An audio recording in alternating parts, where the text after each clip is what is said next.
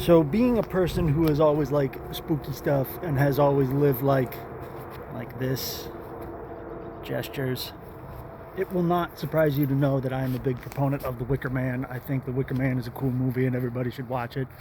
And my favorite line in The Wicker Man is the part where Christopher Lee, Lord Summerisle, has just revealed to the cop that Christopher Lee was not raised as a Christian. He was raised in this like kind of Wiccan sort of spiritualist cult new age movement. And the cop goes, he's all shocked. And the cop's like, you're a pagan. And Christopher Lee like laughs and he goes, a pagan, no. A heathen conceivably, but not an unenlightened one, I should hope. And I really got a big kick out of that line when I first heard it because my sister has always jokingly referred to my dad as a educated hick. And I thought, you know, an educated hick, an enlightened heathen, kind of on the same vibe there, right? And my dad really is an educated hick. He was born on an actual, honest-to-God, family-run dairy farm in the 1950s.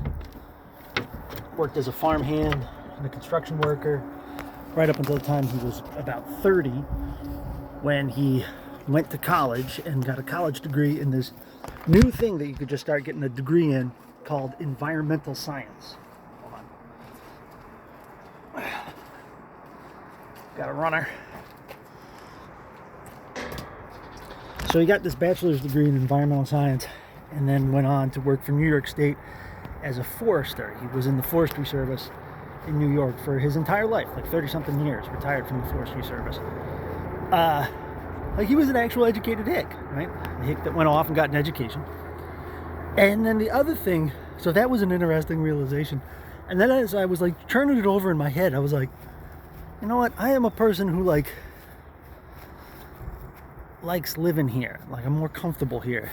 Like this is my home, but also, you know, and I grew up in a very rural area and I always grew up around animals and all that sort of stuff.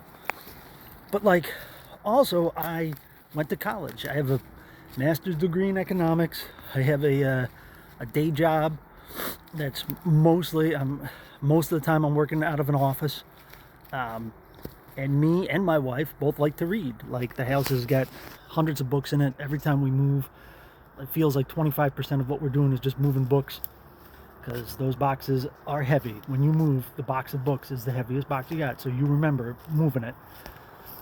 Whenever I go over to somebody's house and there's no books there, like it kind of makes me uncomfortable. It's like walking to a house with no refrigerator. Like just doesn't, something seems off here. And so like, am I also an educated hick or an enlightened heathen? Like I never set out, like I'm 41 and I'm just kind of realizing this now. Like I didn't set out for any of this shit. This was not part of the plan, but it's like apple, tree, not falling far from. It is very weird as you get into your middle age. You start to realize how much you're like your parents because there's all these things that you never thought about, that never even entered your mind, that you're doing with your life and yourself and your being and your personality and everything. And you're kind of just accepting the defaults, right? There's bits of your personality and your life choices that you weren't that concerned with, so you just accepted the defaults. And you know who gives you your default settings? Mama and Papa.